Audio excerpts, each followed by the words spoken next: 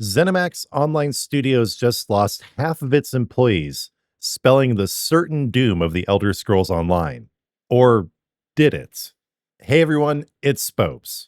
Despite initial hyperbolic and hysterical reports, there is absolutely no indication that ESO is going into maintenance mode. There's no indication it's shutting down. While some of the most prominent ESO creators picked up this line and started parroting it immediately without confirming any of the details. What's different about me is I actually looked into the situation so I wouldn't mislead my audience. Earlier on stream, I covered the situation in great detail. And for my full analysis, check the link above, which goes to that stream. But in this video, I condensed down the most salient points of that stream to inform you all on what's actually really going on in ESO. The simplest way to put it is right now we don't actually know. But all the hysterical doomerism and unsubscribing and railing against corporate culture is completely misplaced. And over the course of this condensed portion of my stream, I'm going to explain exactly why. Before we get into it, please remember to like, hype, and sub, and consider upgrading your support with a membership, a donation, or a merch purchase.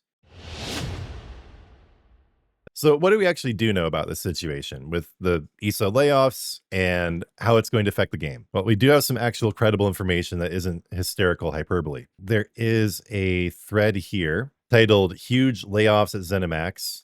A lot of ESO devs impacted. These are the people who are actually guaranteed, confirmed to have been let go. So most notably, Gina Bruno.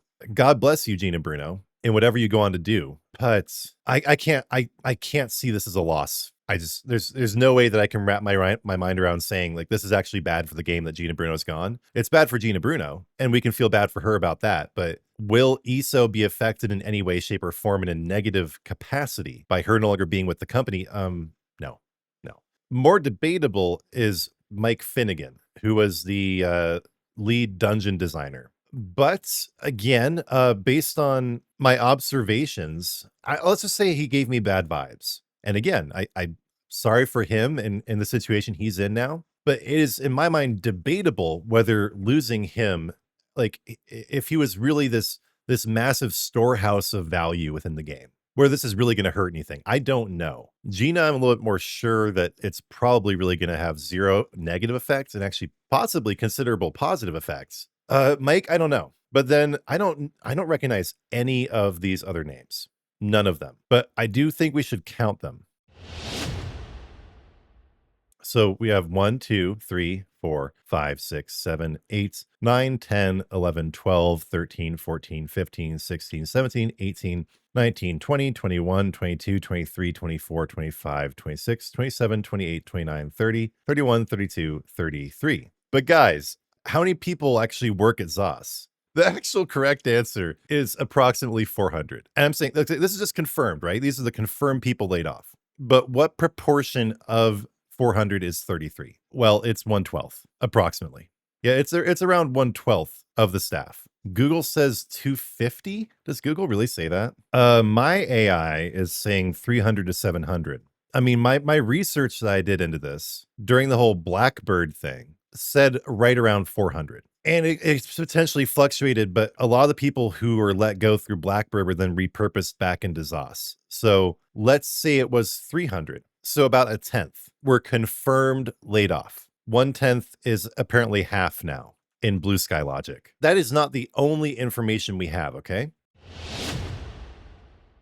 We do also have an official post from Jessica Folsom. So Jessica's still there. ZOS Kevin is still there. Those people have not left at all. So let's just read what she has to say here. As we get ready to launch Season 1 this week, we wanted to reaffirm our commitment to the Elder Scrolls Online. Our team's immediate focus is on launching Season 1, which we're all excited for you to jump into. Looking beyond Season 1, the roadmaps we previously shared will be shifting. We want to take the time to evaluate the work in front of us and then lock down an updated schedule. While we'd love to share concrete details today, stepping back to get our plans straight will let us come back to you with a clear timeline. The game is nothing without you, our community. Thank you for sticking with us and for everything you bring to Tamriel. Basically, please don't unsubscribe. And I'm with that. Like, why are people unsubscribing over this? Like, I'm not saying subscribe to the game or else, right? Like, but it's like Lord of the Flies logic to see the studio struggling and in need of your help and then to kick it while it's down. So anyway, Jessica did post this, okay?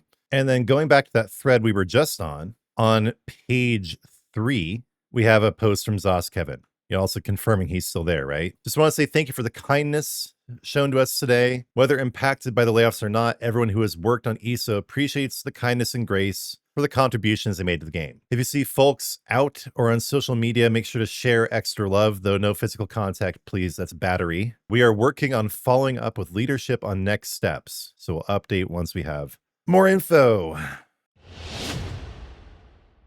All I can really say at this point is that I have to withhold judgment. Like, I can't tell if this is good or bad. I saw something in the chat a while back, someone saying AI will do people's jobs better than they did. I mean, maybe, all right. Like maybe, first of all, this is one of the first things I thought when I heard about this.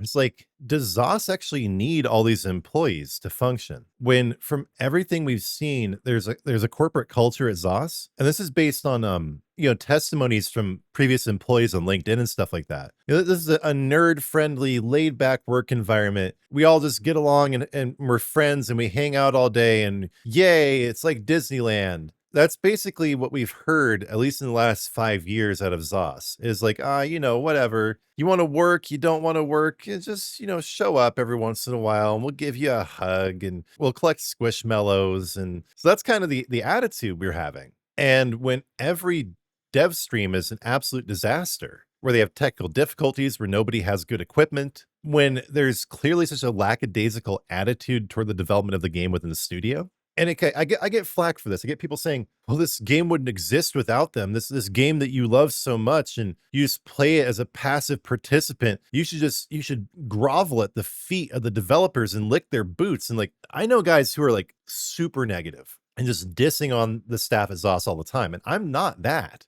Maybe the fact that I'm a dad, right? Like, as a dad, you love your children, you support them, but you also encourage the best out of them. You develop them. So the developers need to develop themselves.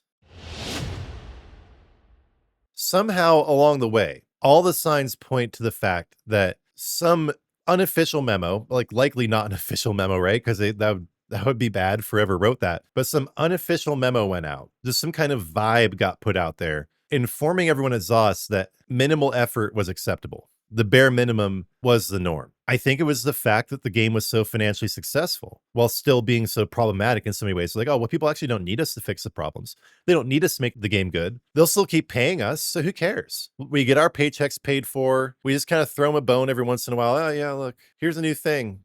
Go fetch. Keep them distracted for 2 months. They get back to the same daily grind they've been sucked into for 10 years. Do we really need to go the extra mile? What's going to happen in that situation? I mean, this might work for an independent studio, but when you are owned by, is Microsoft still the largest tech company in the world, or is it Amazon now? Or Google? But anyway, Microsoft is one of the biggest tech companies in the world. Their whole thing is numbers. It's basically, the whole company is basically AI at this point, right? Nobody cares about human feelings or human comfort. It's all about the bottom line. So if you have a company ethos of the bare minimum being the norm, well, it means two things. First of all, you're going to come under the scrutiny of your parent company. And then it also means objectively that if you have, let's say it is half the staff that got laid off, which it isn't, but let's say it is. If you have half the people firing on all cylinders, that is the same for the bottom line in terms of output as having twice the people at 50% output. But it's way better for the bottom line because all those salaries are gone. All that overhead is gone. You don't have to pay the people anymore. Another point I want to make is that for the most part, layoffs are neither arbitrary nor random. Occasionally, in the corporate milieu, in the gestalt of decisions from which layoffs emerge, there are mistakes because these are still decisions made by human beings, right? And AI can make mistakes too, but these are still, from what you understand, human-generated decisions. So someone might be looking at the company structure of ZOS who's making these decisions and saying, well, look, that person seems redundant, but they actually aren't. That can happen. But in the vast majority of cases, people get laid off because they aren't doing their jobs for one of two reasons. Putting another parenthesis in here. One, they are choosing not to do their job, at least to the extent their description and requirements mandate. or the job that they are doing, either effectively or ineffectively, is simply no longer necessary. So the people who got laid off, kind of by definition, it's unlikely that we really need them to keep the game going. They need their jobs. I mean, I do have human feeling for them. That's awful. But what also is really interesting to me is out of all these people who were laid off, the two most high profile ones were Gina Bruno and Mike Finnegan. Now, were those choices just random? Were these people fired for absolutely random reasons? Or could this be part of a targeted effort to improve the game by excising dead weight? I mean, just from everything I've seen, none of this to me indicates we're closing the servers. ESO is the new world. The game is dead. We're giving up. What this honestly strikes me as is a pruning, where this same thing happened last year. ZOS was completely out of control at that point. They were out of their minds thinking they could make this sci-fi noir looter shooter while also servicing ESO. That needed course correction, and dramatically. This seems to me less of a dramatic course correction and more of an optimization. So we do know that the content release schedule is being retooled. It's being revised. Things are probably going to be set back. But I very highly doubt that the higher ups at Microsoft actually want to shutter this game. It makes too much money. It's too beloved. It's an absurdly profitable cash cow, and it needs to be in place at least until the release of the Elder Scrolls 6, which is at least 18 months out, realistically. They're not just going to make this huge gap in Elder Scrolls properties. No, that would be moronic. Let's talk about best and worst case scenarios here. Worst case scenario is this is gearing up for maintenance mode. I really think that is the only likely worst case scenario. I don't think it's even possible at this point. It's not even worth countenancing the idea there's going to shutter the servers. And let's dive into that as to why, right? It's worth discussing because people see things like Ashes of Creation. They see things like New World. They're like, oh, Ashes of Creation isn't even really worth mentioning in this context. It was an MLM scam from the beginning run by known con men. But New World is at least tangential enough. It was an actually released, developed MMO from a large company tangential to Microsoft, Amazon. Let's talk about that. Why did New World get canceled? Well, it wasn't making any money. It had operated at a loss since launch. It had no feasible, viable monetization model. It was subscription free. All they had was cosmetics. They started giving away everything for free at the end. There was no recurring revenue source to cover its costs. Also, Amazon should never have gotten into games, and they finally figured that out. With Microsoft, they've been in gaming since 2000. They have an established, understood presence and foothold in the arena. That's kind of an aside here. The reason New World shut down was it was losing money. Profit margins at ESO are probably 80%, and they're going to be even higher with getting rid of this overhead. There will be some initial knee-jerk of people unsubbing and leaving the game over this, but they'll be back. These are just hysterical basement dwellers with no grasp of reality. They'll be back. Oh, yeah. I don't think the gross income is going to go down. The overhead is definitely going down. So it's going to actually, with this move, be more profitable, thereby making my worst case scenario, okay, we're entering maintenance mode. What does that mean? Well, it means either no new content or a very slow rate of new content, like glacially slow, like just slowed down to basically nothing, like a tiny little drip drop every once in a while. But I find that to be very unlikely. And here's why. Jessica Folsom here, what is she saying? Is she saying we're not making anything new? No. If you translate the corporate speak here, right? What she's saying, things are going to come a little bit slower from now on. Going to be a little bit slower. But we're still committed to making new content. Still going to make new content. It's just going to be a little bit slower in the coming. Okay, right. I mean, that makes sense. You're losing people. It's going to slow down. But I even wonder if that's going to be really the case long term. If things are going to be delayed that considerably. My stance on that is likely yes. like 80% likelihood that we will see some considerable slowdown in content release, but I'm not certain about that. I actually probably revise that downward to 60 or 70% probability. They're just putting out this corporate flack ahead of time to say, hey, things might look different. We're just warning you. We need to think about all this. But then, according to Zos Kevin over here, the boots on the ground haven't even talked to leadership yet, meaning Nick Giacomini and Joe Burba. They don't even know. Nobody knows.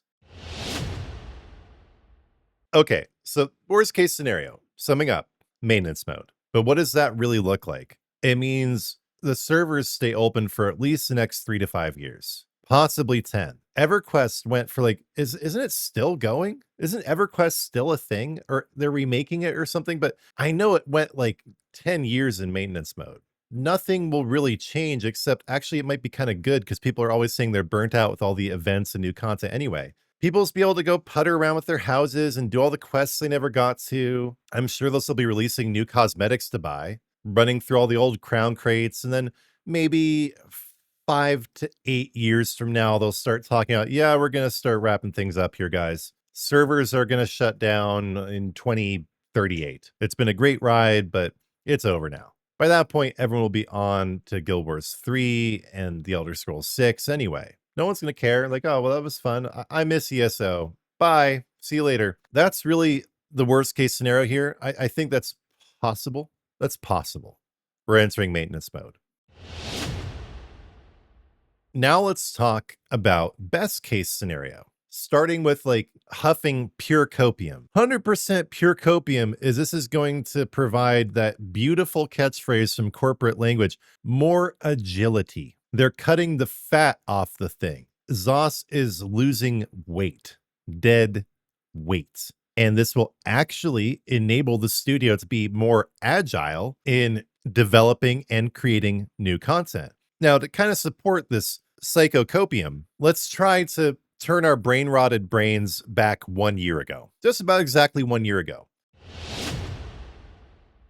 When over 9,000 people were laid off from Microsoft Game Studios, Kakarot. Wow, Vegeta, that sounds like a lot. I can't believe that many people got laid off. Yes, it's going to be the end of gaming as we know it, Kakarot. People were apoplectic about this. They acted like Zos canceling an unrelated game that was siphoning away millions of dollars a year. They acted like losing a few key personnel was the end. That hasn't been the case. It's actually been one of the best years in the history of ESO, in my opinion. Just from my enjoyment of the game, just from how much it's changed. Like, not all of it has been wonderful, but it's been way more interesting to pay attention to ESO than it ever was in the here's a new chapter, ha ha ha, have fun kind of thing from before. That was getting so old, but now it's like, damn, what are they doing now? Oh, look, that's terrible. This is great.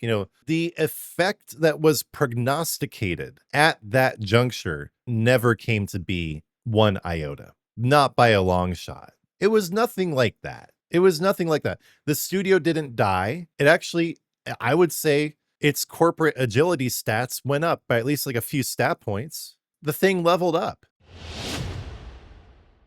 So hyper copium, hopium overdose analysis. This actually makes the studio better. Cutting out the dead weight, because guys, come on. We know there's a lot of it. Maybe I do more than others because I've been really paying attention, but they're not trying their hardest there. They're just not.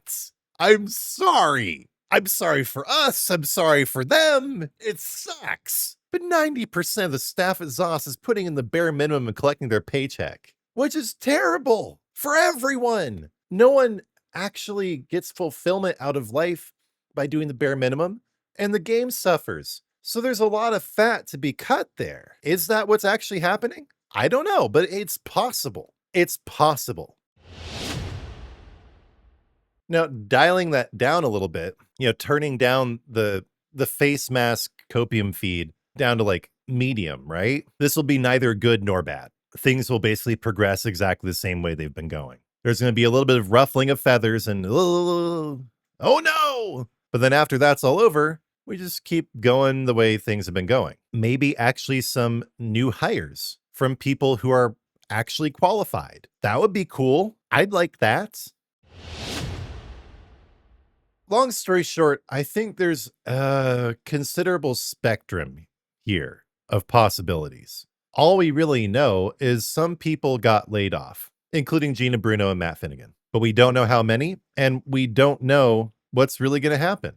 But I strongly predict this woman's going to lose her job. I can't even calculate how much money her post directly costs the studio. Probably didn't affect Microsoft's stock at all, but that one post convinced probably hundreds, if not thousands of people to unsubscribe from the game. But this list of 33 people tells us basically nothing about the actual impact. When I first saw all this news and information coming out, I was pretty shook. But then I honestly got pissed because I looked at it more closely and I was like, wow, yet again, the freak out squad strikes again.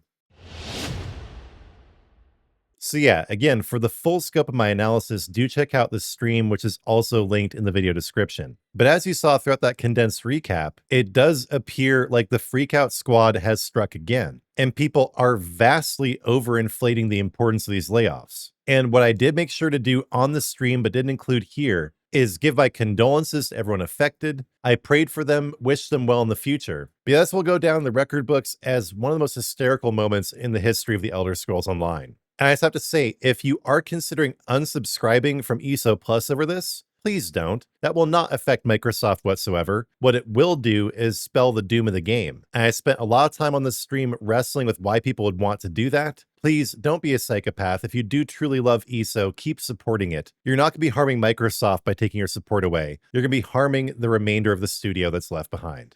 And from everything I saw, that seems to be a very large remainder. It does not appear that actually a very large portion of the developers were affected by these layoffs. Again, we're still waiting for the dust to settle. We don't know everything yet, but that is my analysis so far. I know this is going to be a very contentious topic, so in the comments, do unload everything you think about the situation. Am I wrong? Is it truly the end? Am I right? Are you happy to hear a breath of fresh air and reason? What do you think is going to happen to the Elder Scrolls Online from here on out? Do leave it all in the comments. And in this time of uncertainty, I need your support more than ever. Please remember to like, hype, and subscribe. And also, please support the channel more directly by becoming a member of the Spopes Army. Plans are affordable and come with great perks. You can also show off your support of Spopes of the World with some of my merch. The official Spopes merch catalog begins below the video, but you can go to my Fourth Wall site for the full catalog. And also on Fourth Wall or here on YouTube, you can leave me a donation. Thank you all for watching today. I'm so grateful for your support, but I'm even more grateful to God. So we're going to finish with the video as always with a prayer to my Lord and Savior, Jesus Christ. Lord Jesus, thank you for the Elder Scrolls Online and its amazing community and developers. Lord, thank you for granting me with the discernment to get to the bottom of what's really happening here today. Lord, please do be with all the developers who are affected. Help them find their next path in life. And Lord, please do be with the community. Please let them see the truth of what's going on. Please sweep away all webs of deception and let your holy light shine through. Lord Christ, I give you all glory for this video and for my channel. Lord, in your mercy, hear our prayer. Thanks for watching until the end. Before you go, please do like, hype, comment, and subscribe. And when you do subscribe, turn on notifications, because I'll be back soon with new content.